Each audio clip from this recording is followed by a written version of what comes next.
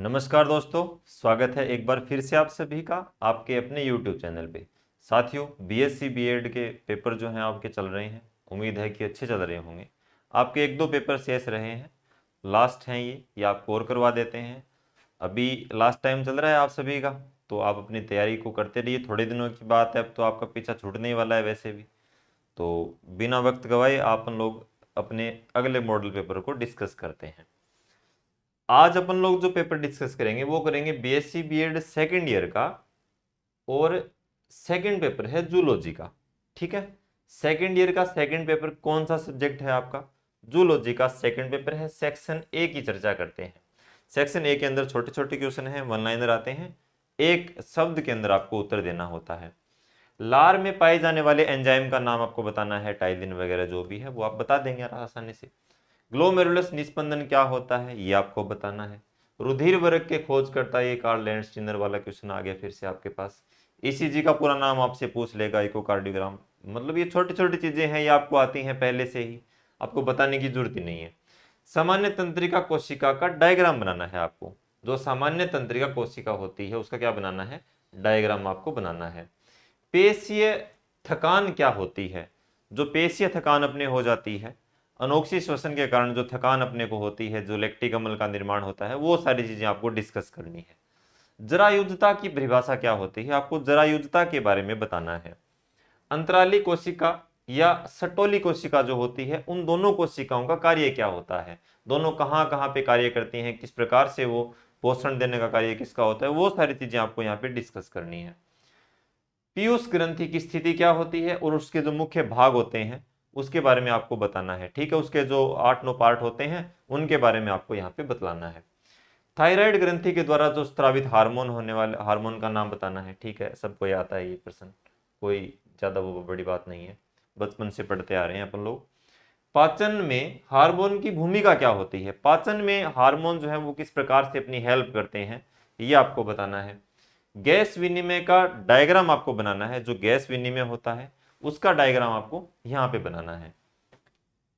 अगला क्वेश्चन है प्यारे साथियों, ग्लूकोज अवशोषण क्रिया का वर्णन करना है और उनके जो विभिन्न भाग होते हैं, यानी कि विभिन्न वायु आयतन की आपको क्या करनी है? व्याख्या करनी है। ठीक है, अगला क्वेश्चन है रक्त समूह का वर्णन करना है। A B O positive, O negative, A B negative, वो सारी चीजें आपको यहाँ पे बतानी है। कौन सा किसको ब्लड दे सकता है, कौन सा किससे ब्लड ले सकता है, वो सारी चीजें आपको यहाँ पे डिस्कस करनी है। ठीक है, अगला क्वेश्चन है कार्डियक चक्कर का आरेख सहित वर्णन करना है। जो कार्डियक चक्कर होता है उसका आरेख सहित वर्णन करना है आपको। ठीक है, पेशीय संकुचन के दौरान होने वाले रासायनिक परिवर्तन जो होते हैं उनके बारे में बताना है। जब पेशीय संकुचन होता है तब किस प्रकार से शरीर में रासायन क्रिया करते हैं आपस में, वो सारी चीजें आपको बतानी है। ठीक है, न्यूरॉन की उत्पत्ति तथा प्रकार का आपको वर्णन करना है और प्रतिवर्ती क्रिया का आपको क्या करना है? वर्णन करना है। जो प्रतिवर्ती क्रिया होती है उसके बारे में आपको बताना है। वृक्क की संरचना को समझाना है आपको। ठीक है, स्तनधारी में इम्प्लांटेशन या फिर लैक्टेशन जो होता है उसके बारे में आपको बताना है। T3 या T4 का जो निर्माण होता है वो किस प्रकार से होता है, वो सारी चीजें आपको बतानी है। हार्मोन के गुणधर्म या लैंगरहैंस द्वीपिकाएं जो होती हैं उनके द्वारा जो हार्मोन स्रावित किए जाते हैं उनके बारे में आपको चर्चा करनी है। ये देखिए, ये क्वेश्चन काफी इंपॉर्टेंट रहने वाला है आपके लिए। सारे क्वेश्चन ही वैसे आपके लिए बहुत ज्यादा इंपॉर्टेंट रहने वाले हैं।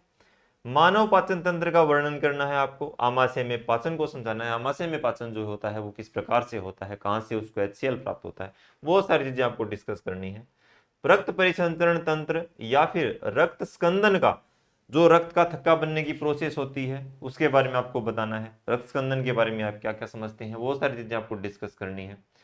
कंकालीय पेशी की संरचना का विस्तारित विवरण देना है और सिनेप्स के द्वारा सिग्नल ट्रांसमिशन जो होता है उसको आपको समझाना है। तो ये कोई बड़ा क्वेश्चन नहीं है, यानी कि मैं अगर यूं कहूं कि इजी क्वेश्चन में ही ये आ जाते हैं, इतना कोई हार्ड टॉपिक नहीं है, आप आसानी से इसको कर सकते हैं। और ऐसा ही आपको पेपर जो मिलेगा वो इजी सा ही देखने को मिलेगा, ज्यादा हार्ड नहीं आएगा।